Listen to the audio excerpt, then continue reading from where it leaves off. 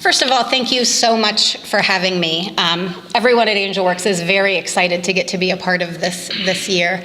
We realize there are so many people that do really good things. There are so many organizations that are just very deserving of everybody's attentions and funds, but then everybody certainly has something that speaks to your heart and that becomes very important to you.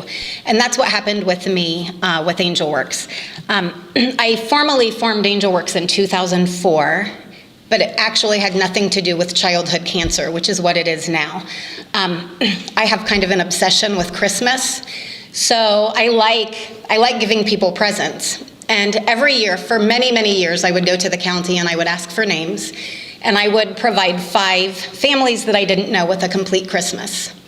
And every year I would be in my garage throwing things and cursing and completely angry at the whole world because 4 of the 5 families that I used my personal money and resources doing this on were abusing the system, and they didn't need the help, and I had no idea if the children that I had worked so hard to get these things for were ever actually going to get the presents that I was delivering.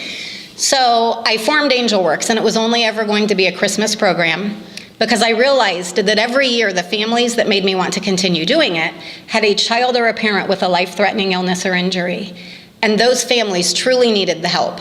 So I created AngelWorks. Every year we would help 5 families, and then 10 families, and then 15 families, and it's very fun. And our Christmas program is anonymous. I work with teachers and nurses and doctors, and we just show up at their house. We have all of their wish lists. We drop off presents. We give hugs, and we don't tell who we are. We just say we were sent from Santa's office, and I loved that. And I did realize we kept coming across families that had a child with cancer, and for me, I got to give them presents, give them hugs, fall in love with a little boy or a little girl for 3 minutes, and I got to leave, and in my mind, everybody lived happily ever after. And in 2009, I started realizing that that just wasn't the case, that many of the families that we were providing Christmas for, the following year, they had 1 less child in their family, and we were able to give them their last Christmas with their whole family. And I started thinking, wow, like it just kind of made me feel like our Christmas program really wasn't that important anymore, that we really needed to provide help for these people more than just Christmas. In order to do that, it couldn't be anonymous. So we started providing a little bit of year-round help, but it wasn't our main goal. It was still just our Christmas program. And then I got a call one day from a young man named Joe Friend who asked if I would help pay for his funeral. And I didn't know how to respond to that because I had never thought about a young person having to think about how their funeral would be paid for because he knew that his family had no more money. He had battled osteosarcoma for about 7 years, and he had had a leg amputated and 1/4 of one lung removed and 3/4 of another lung and multiple ribs, and he relapsed 3 different times before he was terminal. So when he came to me, he was terminal, and I didn't know what to say on the phone, so I met with him. And you could not meet Joe and not immediately fall in love with him, which is exactly what happened. And I became very close with him. My children became very close with him. And we spent the last months of his life going around to radio stations, meetings like this, churches, anybody that would let us in the door because he wanted to raise awareness for childhood cancer. So he would get to speak. Anybody that would let us allow him to get up, he would get up in front of them and speak. And before I met Joe, I didn't know that 1 in 5 children that have cancer will die. I was still very naive to that. I didn't know that there are 12 childhood cancers, and then there are hundreds of subclasses of childhood cancers. But we lump them all in one bucket where funding is concerned, and it is just childhood cancer. So all childhood cancers share only 4% of our country's funding for cancer.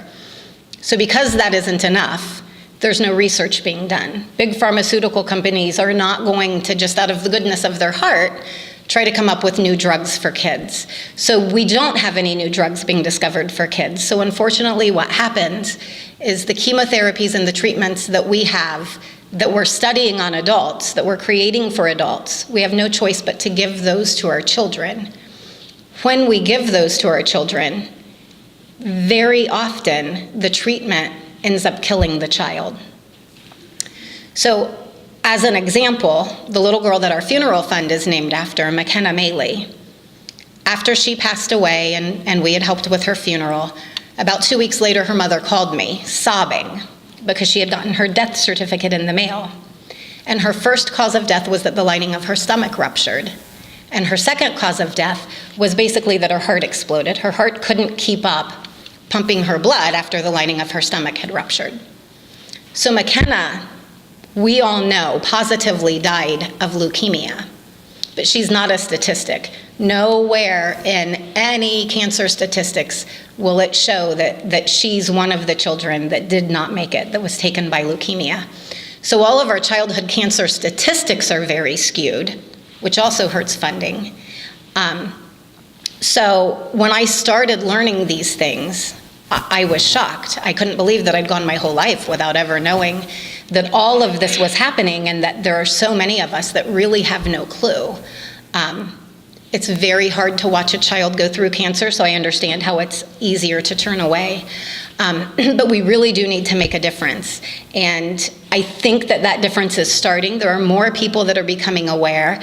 Amazon actually had gold packages this year in September because September is Childhood Cancer Awareness Month. And I figure Amazon's gonna own the world someday. So it's really great that they are at least on board to try to raise awareness. But so when Joe passed, I was there, and he asked if I would continue raising awareness for him. So we took AngelWorks, and I changed all of our bylaws, and that is what I do. We do everything that we can to raise awareness and funds for families with a child with cancer. We pay for a funeral every month. In the last 2 years, we've paid for 25 funerals. We've paid for 4 additional celebrations of life where they had some resources to actually cover the funeral, but then we took care of paying for a reception and everything afterwards. While that is all very hard, those are difficult things for us to do, and it's hard to keep that funding to be able to pay for those funerals. We do get to do some fun things. We have birthday parties. We still have our Christmas program. Last year, we were able to surprise 86 families at Christmas. 85 of them had a child with cancer. 1 of them had a mother with breast cancer. But so everything that we do really now just goes into trying to raise awareness and funds. And all of us are volunteers, including myself. So I was actually telling somebody a minute ago that I don't sleep. I have a full-time job, I have 4 children, and I have AngelWorks, which is like another child. I'm very dedicated to it. All of us volunteer our time, we volunteer all of our resources because we want to make sure that 100% of the funds that come in go back out to the families that we serve because they're so deserving that none of us feel like we can take any of that money to pay ourselves for what we do. But I would love for any of you to, we have a website, it's myangelworks.org. We're on Facebook. That's a really great way to follow us and see some of the new things that are coming up. September is Childhood Cancer Awareness Month. Gold is the Childhood Cancer Awareness ribbon color. Those are really easy ways for you to help support childhood cancer just by wearing gold. Wear a gold ribbon, and I bet you somebody will say, what is a gold ribbon for? Because so many people don't know. And it's an easy way to just help spread awareness. But I know I only have a couple minutes, and it's really hard because I can talk about this forever. But I do appreciate you all having us here. I really appreciate your support, and I promise you that the money that's raised, it will go to help families that are really amazing families that truly need the help. And if you ever get a chance to come to any of our events, if you meet a child with cancer, I promise you, if you take any time at all, if you take 5 minutes to just stop and talk to them for a minute, they will change your life. So, thank you.